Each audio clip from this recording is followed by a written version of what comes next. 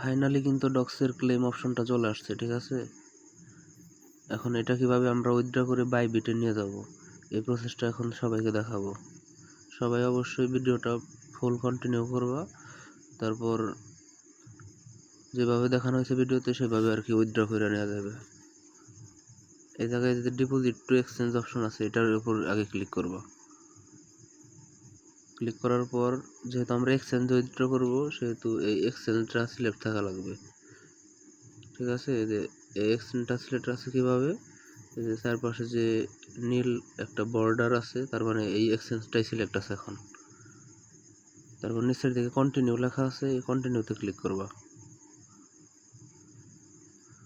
কন্টিনিউতে ক্লিক করার পর এই জায়গায় বাইবিট লেখা আছে, বাইবিটে ক্লিক করবা। বাইবিটে ক্লিক করার পর নিচের দিকে সেন্ড হেয়ার লেখা আছে, এটার উপর ক্লিক করবা। তারপর ইয়েস আই হ্যাভ ইট লেখা আছে, এটার উপর ক্লিক করবা। ক্লিক করার পর এই জায়গায় তিনটা জিনিস দিতে বলছে, একটা বাইবিট ইউআইডি, তারপরে ডক্স ডিপোজিট অ্যাড্রেস আর মেমো।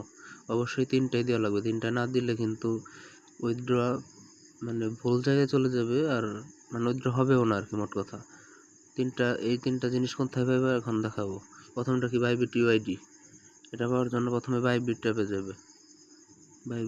বাইবিটে গেলাম, আর অবশ্যই বাইবিটটা ভেরিফাইড থাকতে হবে আর কি। কী হয়েছে ভেরিফাইড না হলে কিন্তু এটা হবে না। বাইবিটে ঢোকার পর বাম দিকে উপরে আর একটা জিনিস, প্লে স্টোরে যায় বাইবিট লেখা সার্চ দিবা, ঠিক আছে। বাইবিট লেখা যদি সার্চ দিই BYBIT বাইবিট, এই যে বাইবিট আসছে। যদি কারো আপডেট এসে থাকে, এই জায়গায় আপডেট লেখা থাকে, তাহলে আগে আপডেটটা দিয়ে নেবে, তারপর ওপেন করবা। ওপেন করার পর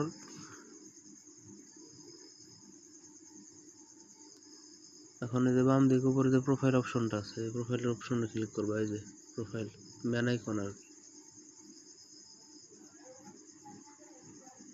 প্রোফাইলে ক্লিক করার পর এই জায়গায় দেখবা একটা ইউআইডি লেখা আছে, যে ইউআইডির লাস্টের দিকে একটা কপি অপশন আছে, যে এই কপি অপশনের উপর ক্লিক করব। ক্লিক করলে কপিড সাকসেসফুলি লেখা আসছে। এখন ডক্সে যাবে, ডক্সে যাওয়ার পরে জায়গায় বাইবিট ইউআইডির এই জায়গায় পেস্ট করে দিবে। তারপর ডক্স ডিপোজিট অ্যাড্রেস, এই ডিপোজিট অ্যাড্রেসটা কোথায় পাবে, এই জায়গায় ব্যাক যাবে, ডান দিকে নিচে অ্যাসেট লেখা আছে, এই যে ডান দিকে নিচে অ্যাসেট লেখা আছে, অ্যাসেটের উপর ক্লিক করবা। অ্যাসেটে ক্লিক করার পর এই জায়গায় ডিপোজিট লেখা আছে, যে ডিপোজিটে ক্লিক করবা। তার নিচের দিকে ডিপোজিট ক্রিপ্টো লেখা আছে, এটার উপর ক্লিক করবা। তারপর উপরের দিকে সার্চ অপশন আছে, সার্চ অপশনে ক্লিক করে ডক্স লিখবা, DOGS ডক্স।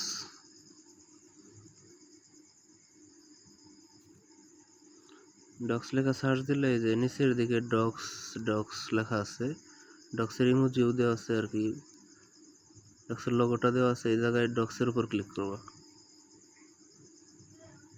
ক্লিক করার পর নিচের দিকে টোন লেখা আসবে, টোন, কারণ ডক্সের যে নেটওয়ার্ক সেটা হচ্ছে টোন নেটওয়ার্কের আন্ডারে এটা আসছে আর কি। এই টোনের উপর ক্লিক করবো।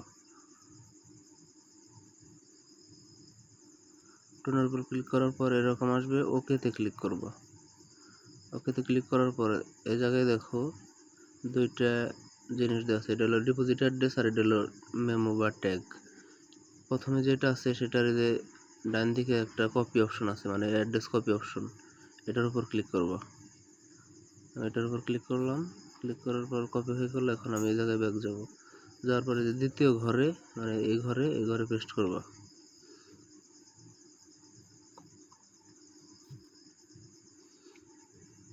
ঘরে পেস্ট করার পর এখন মেমোর ঘরে ক্লিক করব। মেমোর ঘরে ক্লিক করার পর এখন বাইবিট আবার ব্যাক যাবে, ব্যাক যাওয়ার পর এই যে এটা কিন্তু মেমো লাস্টে 876, এক একজনের এক এক রকম থাকবে। এটা লাস্টে যে কপি অপশন আছে, কপিতে ক্লিক করব। ক্লিক করার পর কপি হয়ে যাবে। তারপর নিচের দিকে মেমোর ঘরে এই জায়গায় এটা পেস্ট করব। পেস্ট করার পর নিচের দিকে সেন্ড লেখা আছে, এই যে সেন্ড লেখা আছে, সেন্ডের উপর ক্লিক করব। সেন্ডের উপর ক্লিক করার পর সব কিছু ঠিক আছে নাকি এই জায়গায় দেখাবে আর কি। এটা হচ্ছে বাইবিটের ইউআইডি, আর এটা ডিপোজিট অ্যাড্রেস আর এটা হচ্ছে মেমো। আরেকবার একটু মিলিয়ে নেই। বাইবিটের ইউআইডি লাস্টে কত আচ্ছা, আগে অ্যাড্রেসটা মিলাই। লাস্টে FPQB, তারপরে মেমোতে আছে লাস্টে 876, লাস্টে FPQB আছে আর লাস্টে 876, তার মানে এটা ঠিক আছে। এখন যদি ম্যান আইকনে যায় যে ইউআইডিটা দেখি, ইউআইডি লাস্টে 8176, ইউআইডির লাস্টে 8176, ঠিক আছে সব। এখন নিচের দিকে আই কনফার্ম লেখা আছে, এটার উপর ক্লিক করব। তার আগে আমি এটার একটা স্ক্রিনশট নিয়ে নিই। নিচের দিকে আই কনফার্ম লেখা আছে, আই কনফার্মের উপর ক্লিক করব।